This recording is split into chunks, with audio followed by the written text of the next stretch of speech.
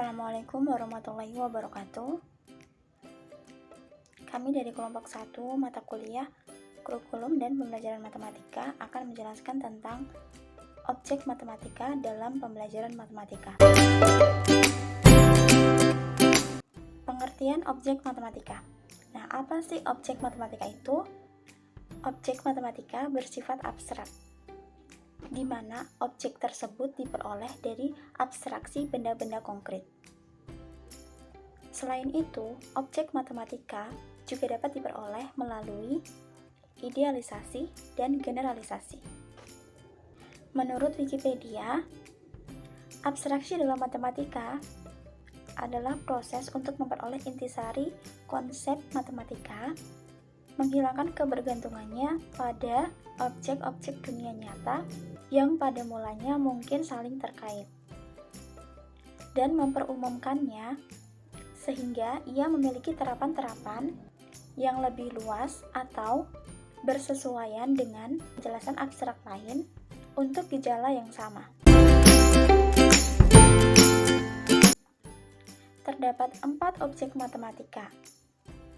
Yang pertama, fakta. Yang kedua, konsep. Dan yang ketiga, prinsip. Yang keempat, operasi atau keterampilan. Objek matematika yang pertama yaitu fakta. Apa itu fakta?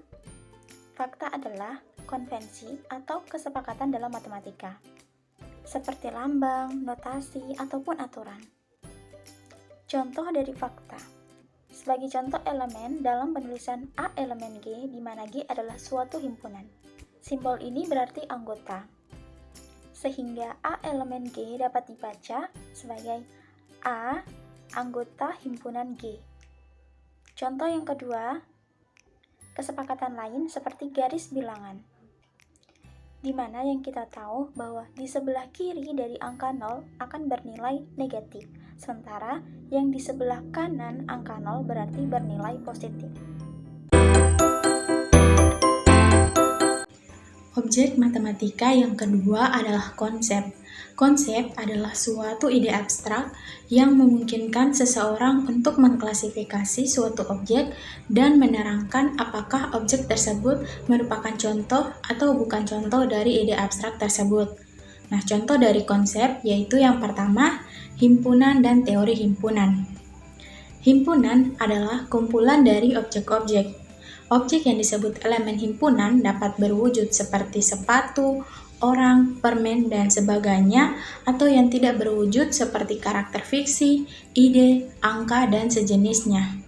Nah, matematikawan pertama-tama mengidentifikasi himpunan dengan sangat hati-hati untuk menghindari masalah aneh. Misalnya, himpunan dapat menyertakan himpunan lain, tetapi tidak dapat menyertakan dirinya sendiri.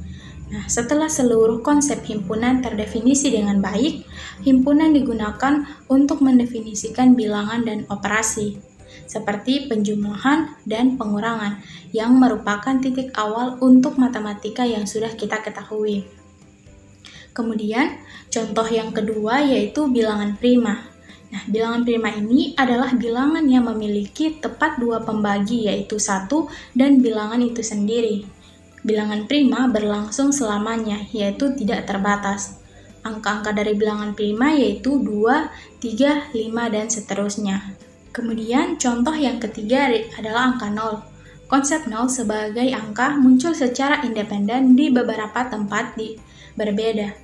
Di Amerika Selatan, sistem bilangan yang menggunakan bangsa Maya menyertakan simbol 0, dan sistem Hindu-Arab yang digunakan di sebagian besar dunia saat ini berkembang dari sistem Arab sebelumnya yang menggunakan 0 sebagai pengganti.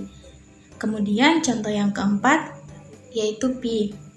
Pi adalah simbol atau huruf Yunani yang menunjukkan rasio keliling lingkaran dengan diameternya. Nilai perkiraan dari pi yaitu 3,14. Nah, meskipun hanyalah sebuah angka atau dalam istilah aljabar sebuah konstanta, pi penting karena beberapa alasan. Yang pertama, geometri tidak akan sama tanpanya. Lingkaran adalah salah satu bentuk paling dasar dalam geometri, dan kita memerlukan pi untuk mengukur luas dan keliling lingkaran. Yang kedua, pi adalah bilangan irasional yang berarti tidak ada pecahan yang sama persis.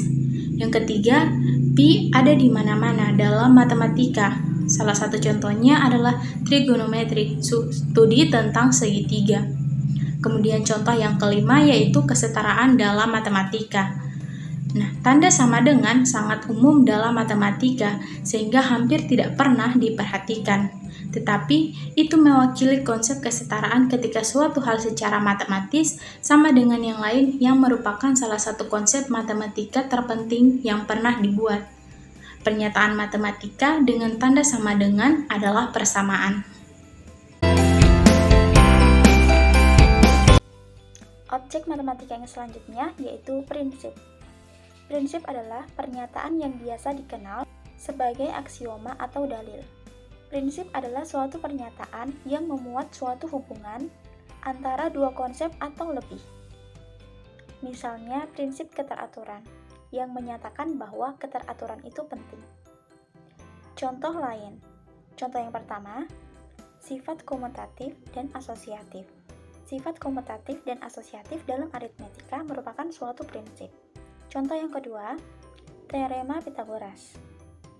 Seperti yang kita ketahui bahwa teorema Pitagoras ini dipakai dalam banyak materi dalam matematika. Contoh yang ketiga, ketika melihat dua bangun datar yang sebangun, maka kita akan melihat prinsip kesebangunan. Untuk dapat mengetahui dua bangun datar itu sebangun atau tidak, maka kita harus mengetahui terlebih dahulu apa itu prinsip kesebangunan. Kemudian, objek matematika yang keempat adalah keterampilan atau operasi. Keterampilan adalah suatu prosedur atau aturan untuk mendapatkan atau memperoleh suatu hasil tertentu. Keterampilan dapat berupa suatu operasi yang mengaitkan objek-objek dalam matematika. Operasi dalam matematika menurut Berkeley tahun 1979 adalah suatu fungsi yang mengaitkan objek matematika yang satu dengan yang lainnya. Kemudian contoh dari suatu objek matematika keterampilan yaitu fungsi yang mengaitkan himpunan A dengan himpunan B sehingga menghasilkan suatu himpunan yang ditulis dengan A iris B. Yang dimaksudkan di sini bukanlah tulisan atau lambang irisan, tetapi prosesnya. A iris B adalah suatu himpunan yang unsur-unsurnya merupakan unsur yang berada di himpunan A dan berada di himpunan B. Dalam hal ini, irisan disebut operator atau operasi.